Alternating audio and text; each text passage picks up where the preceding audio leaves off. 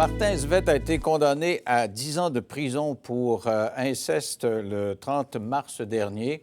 Sa victime aurait pu réclamer l'interdit de publication qui va généralement avec ce genre de cause. Elle ne l'a pas demandé. Elle voulait en fait le lever pour pouvoir témoigner de ce qu'elle a vécu. Elle est avec nous pour nous raconter comment ça a été difficile, mais comment elle a quand même pu se reconstruire. Il s'agit de Mme Sonia Svett. Bonsoir.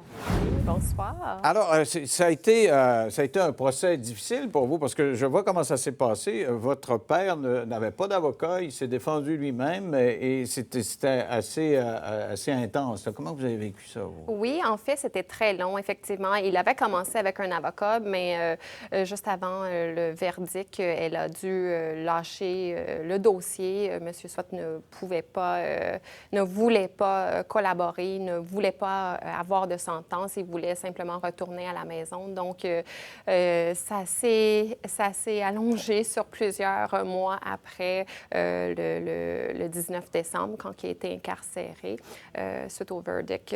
Donc, oui, j'ai essayé de décrocher quand même. Je me suis concentrée sur autre chose et j'ai attendu que la journée arrive à ce moment-là. Qu'est-ce qui était important pour moi, c'était vraiment de concentrer sur les choses positives dans ma vie et laisser le temps qu'il faudra. Ça faisait quand même plusieurs années que j'ai vécu dans le silence. Donc, après 21 ans de silence et en 2011, quand j'ai parlé pour la première fois, j'ai brisé le silence. C'est maintenant... On est en 2017, donc c'était plusieurs années, encore 6 ans plus tard. C'est long quand même, le processus. Oui. N'empêche que dans ce genre de cas-là, j'ai eu quelques victimes qui sont venues témoigner d'inceste comme ça. Et généralement, ce sont des vieux monsieur, alors que là, c'est un homme de 57 ans. Vous êtes une jeune femme encore. On a l'impression que ça n'existe plus, mais ça existe encore. Il vous a agressé sur une longue période en plus. Oui, tout à fait. Mes souvenirs les plus clairs depuis l'âge de 10 ans.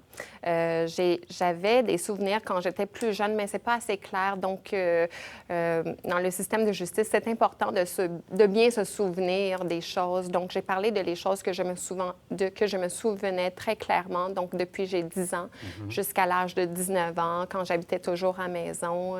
Donc, c'est sûr, après les années 96, 97, ça a diminué. Par exemple, il y avait moins de pénétration, mais il y avait toujours du frottage, il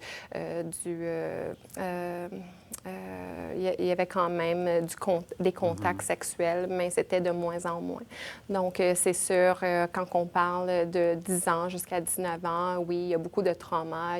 Surtout au début, les périodes quand ça commence, c'est là où c'est plus traumatisant. On est une jeune enfant, on ne connaît pas notre sexualité encore, donc ça a été découvert d'une façon très malsaine pour moi, donc malheureusement. Mais oui, j'ai eu beaucoup des manques de confiance en moi quand j'ai grandi à travers mon adolescence et à travers des relations amoureuses aussi. Mais j'ai beaucoup travaillé ça, surtout depuis les 6 dernières années en thérapie. Donc, ça vous a aidé de porter plainte, là, dans le fond. Vous dites, ça correspond avec le moment où vous avez porté plainte. Là, oui, en fait, la thérapie a commencé en 2011. J'ai seulement eu la force, après la thérapie, de porter plainte. Au début en 2014, okay. J'ai porté plainte seulement.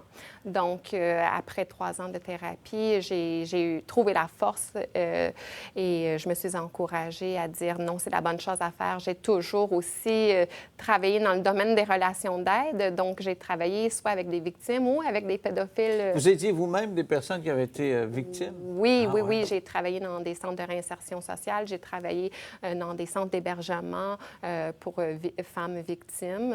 J'ai travaillé dans des maisons de transition avec des criminels. Donc, j'ai vu tous les côtés. J'ai travaillé avec tous les côtés, hommes, femmes, victimes, agresseurs. Et qu'est-ce qui fait qu'un jour, vous avez dit, bon, ben, j'aide les autres, il faudrait que je m'aide moi-même? Exactement. C'est quoi la goutte qui fait déborder le vase? Hein? Mais c'est que j'ai une jeune famille, j'ai 2 enfants, j'ai un C'est le conjoint. fait d'avoir des enfants, c'est ça? Oui, ça l'aide beaucoup ça nous donne une différente inspiration, dans la vie, avoir des enfants, d'être un meilleur parent, d'avoir une meilleure famille. Donc, évidemment, on a des comportements depuis notre jeunesse qu'on a développés et comme j'ai été élevée dans un environnement quand même très malsain au niveau de l'inceste, tout ça, c'est sûr, je vivais de la colère, beaucoup d'anxiété. Donc, pour travailler ces comportements-là, ça prend des années pour donner une meilleure ambiance familiale. Pour moi, c'était important de travailler mes blessures finalement et de me reconstruire. Et pour ma famille aussi, et pour mon conjoint et pour moi, ma relation avec mes amis, tous les gens qu'on entoure, on les touche d'une façon ou d'une autre par nos comportements. Au niveau des blessures, qu'est-ce que ça fait? Parce que je voyais le résumé du procès. Il n'a aucun regret, là, cet homme-là, le moins qu'on puisse dire. Et même, il lui était interdit d'entrer en contact avec vous et il s'est organisé pour qu'un tiers aille vous voir et il vous dise qu'il ne voulait pas s'excuser. Je vais m'excuser si toi, tu t'excuses d'avoir baissé tes culottes. Alors, quand il vous dit ça, là, est-ce que vous avez pris suffisamment de distance pour dire « bof » ou si ça vous fait mal encore? J'ai pris assez de distance. Qu'est-ce que j'ai essayé de comprendre à travers de ça, c'est qu'une chose que je comprends clairement, c'est que quand on vit dans le silence, je l'ai fait pendant 21 ans.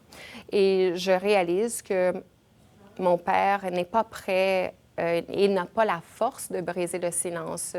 Un pédophile est malade. Lui aussi vit dans le silence, n'a pas la force d'en parler ou d'admettre la vérité.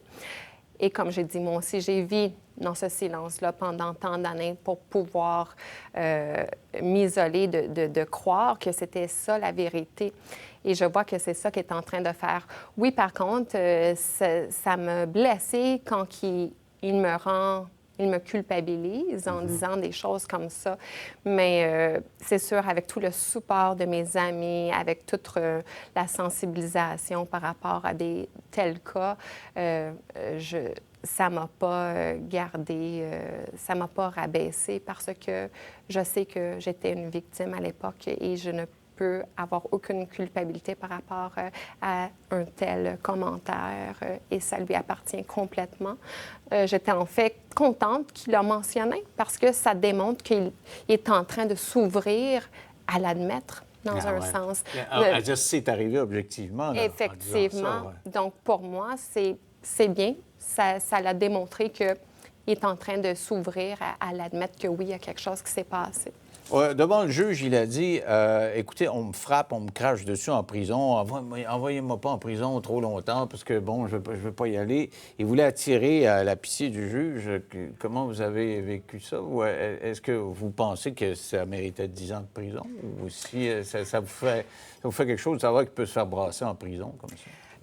C'est sûr, le système de justice, moi, quand j'ai porté plainte, on m'a demandé combien de temps mon père devrait aller en prison. Pour moi, ça n'a pas été la chose importante pour moi. La chose importante derrière tout ça, par rapport à le temps, ça appartient à la justice. Moi, qu'est-ce que je voulais derrière tout ça? C'est vraiment qu'il admette la vérité, qu'il s'excuse, qu'il demande le pardon, qu'il a cherché de l'aide. C'est ça qui est le plus important. Je suis une personne très compassionate, compassionnante. Donc, le système de prison, pour moi, c'est sûr, si qu'il y a des choses graves qui se passent en prison, oui, je trouve ça difficile et j'ai pas voulu porter plainte pour que mon père se fait battre, se fait cracher dessus.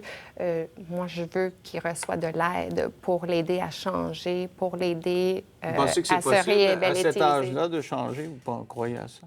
Mais en fait, les choses que je connais de mon père, c'est qu'il a quand même essayé de se changer lui-même pendant plusieurs années suite à ce qu'il me faisait à moi. Je sais qu'il y a beaucoup de la misère de regarder des femmes, avoir des contacts avec des femmes. Donc, dans ce que moi je juge, je sais qu'il s'isolise de la société lui-même pour se protéger de ne pas faire ce genre de choses. Je veux dire, il y a des des petites filles, il est grand-père de des petites filles et il les prend pas, il évite de les regarder, il évite d'être autour de elles. Donc, pour moi, je comprends pourquoi il faisait ça.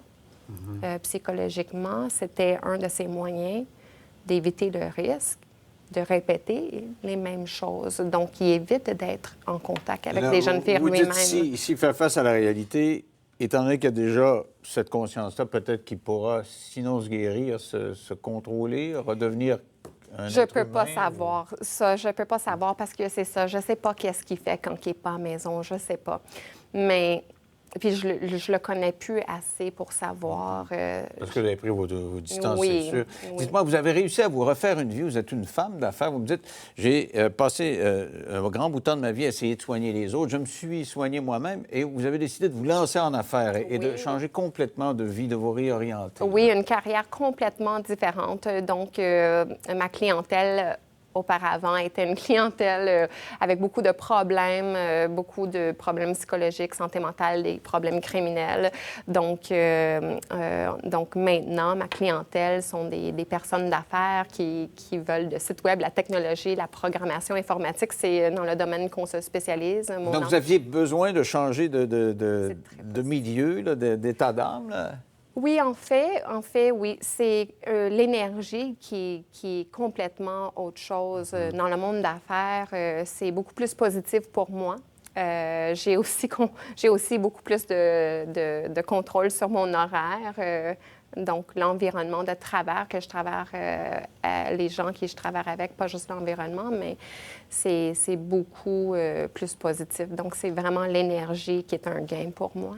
Et ça marche bien, vos affaires, sur le web? Oui, oui, client web, en fait, comme j'ai mentionné déjà aussi, j'ai quand même une implication toujours dans le communautaire.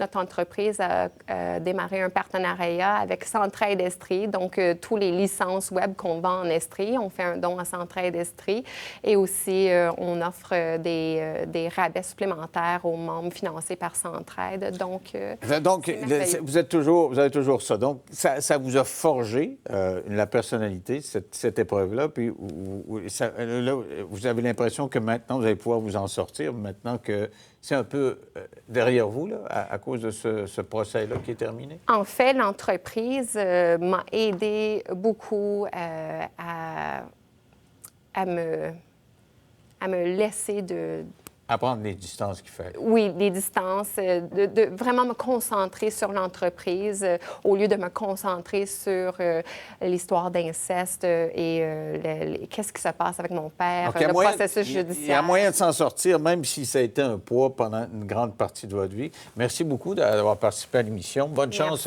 pour la suite des choses. Restez là au retour, on va parler du meurtre de Daphné Boudreau, ce meurtre qui nous a tous estomaqués et vraiment choqués. L'accusé du meurtre a-t-il une défense pour troubles mentaux? Il a changé d'avocate. Comparution aujourd'hui. On va essayer de comprendre ce que ça veut dire après la pause dans 3 minutes.